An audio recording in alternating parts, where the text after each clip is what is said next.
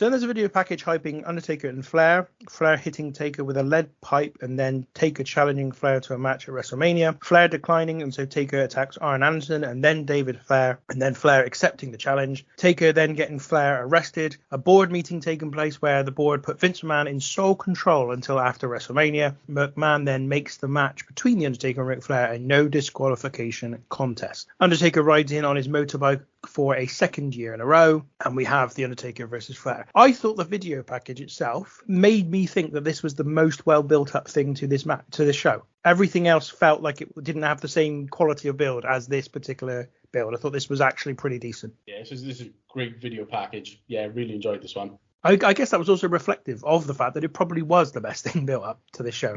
It probably was. Like it really did. Yeah, I mean, this really did have a good bit of storyline development behind it compared to a lot of the other stuff. Yeah. So this one goes for 19 minutes nearly. It's no disqualification match. The Undertaker defeats Flair when Taker goes after Arn Anderson after Anderson runs in and hits Taker with a spine buster, puts him in a choke until Flair hits Taker with a chair a bunch of times, but then Taker comes back with a big boot. Taker can't get Flair up for the last ride, so tombstones him instead for the victory. I assume that they were trying to finish this with a last ride, or maybe they were going to give him a last ride and then have him kick out and then do the tombstone. But for whatever reason, probably Flair being too old, they just couldn't get him up for it. Do you know, I was going to ask you guys about this because I was thinking, I was like, did he sandbag Undertaker? Because, I mean, let's face it, the idea of Ric Flair taking a last ride is laughable. I can't for the life of me think that anybody thought that he would agree to it. Well, what I would say is that the person doing the last ride relies massively on the person they're doing it to get themselves up into that position. I think it was Flair wasn't capable.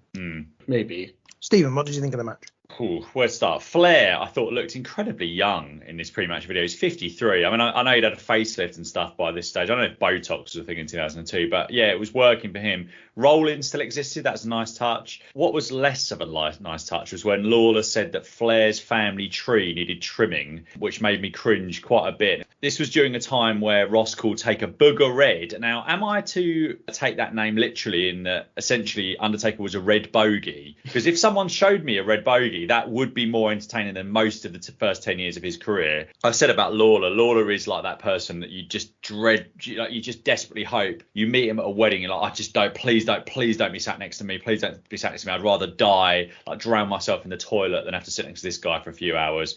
Just awful. Ross said Undertaker was jerked off the top rope, which didn't appeal to me at all, given what I've just said about Jerry Lawler's comedy. Taker made sure he did a huge kick out quite a bit before 3, so as not to properly sell Arn Anderson's WCW spine buster. What a guy Taker was or / is. This was okay, decent to good. Some are higher on this match than I am, but one of the main issues I had at the time and also watching back, I mean, obviously I knew the result, but I didn't see any jeopardy for Undertaker in it whatsoever. And the result being such a foregone conclusion, I thought kind of hurt it a bit. If you were to ask 12-year-old me what my match of the night was, I would have responded with this. This was really, really poor, I thought. And in many ways, it kind of felt like a bit of a squash match. I mean, the amount of times that Taker, seemingly had the pin and he'd let Flair up. Okay, but like a lot of people have criticized WWE for sometimes having a very kick punch style of a match. And this for me was quite symbolic of that, because for bloody ages, that's all it was. Take a right hand, Flair comes back with a right hand,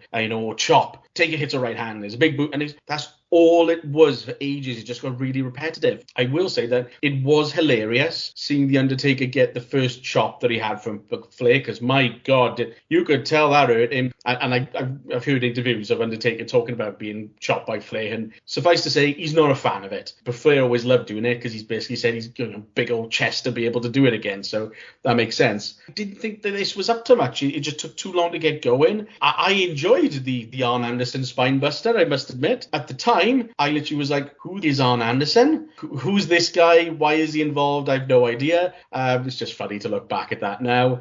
Sorry, Matt, can I just clarify? I was using sarcasm there. That was a good spine buster. In case that the best jokes are always the ones that you need to explain. So that's why I thought I'd just explain that. That's all good, no problems.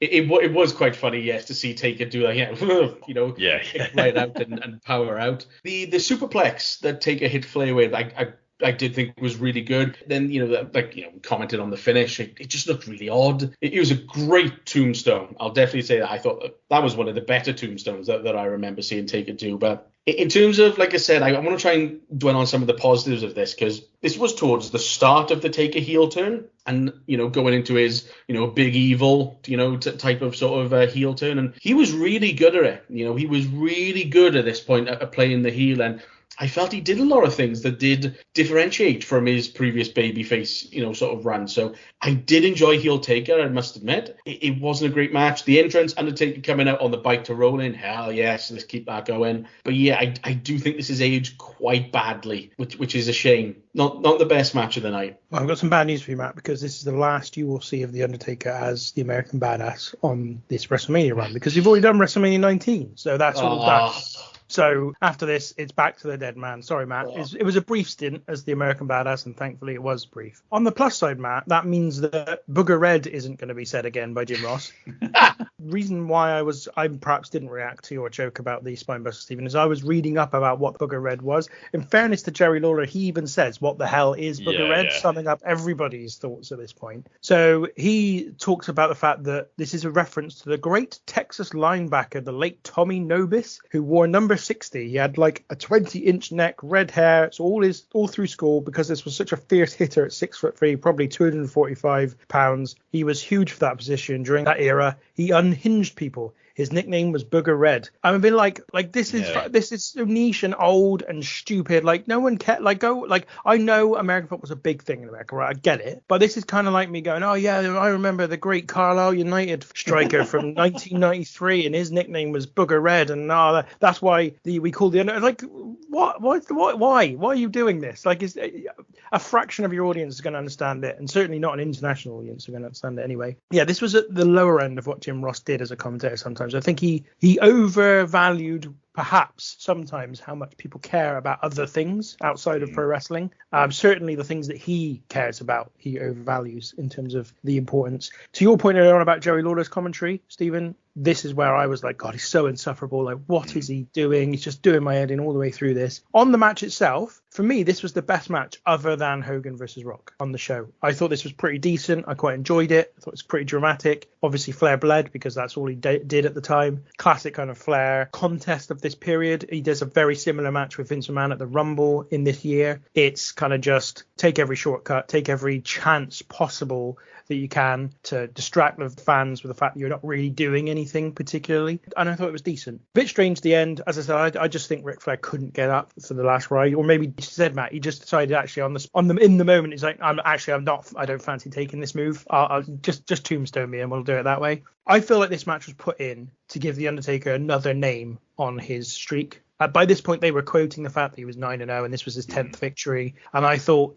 in fairness, if you look back at the names that he's beaten, he's already beaten some quite big legacy stars, even from the beginning, regardless of what we think on this podcast. And we made that very clear in the past. Jimmy Snuka was his first victory. And that, even though at the time, Jimmy Snuka was a complete lower mid-card guy, actually legacy-wise, it was a big name in terms of having him beaten. Jake Roberts, you move on to Triple H, and you've got some bigger name, Kane, obviously. This was a chance to add another big legacy name to that list of opponents. So I think that was really what this was about. Again, though, I'd have just preferred, to be honest, both The Undertaker and Ric Flair to not be on the show, because I'm just not a fan of Undertaker during this period. I just find his overall work in the ring not particularly good. I don't care for the character particularly. His personal reaction to, especially during the invasion, the WCW guys just always turned me off him massively during this period. I just felt it was like, as I said last time we did the podcast, he was so bad and he was so selfish. They had to bring in his best mates to face him in a match at Unforgiven or whatever it was, and they absolutely stunk out the place. One of the worst matches in history. So yeah, just an Undertaker not for me at this period, but this was a decent match. Even Charles Robinson didn't escape The Undertaker's wrath during this, as after the match he gets a cruise line as well.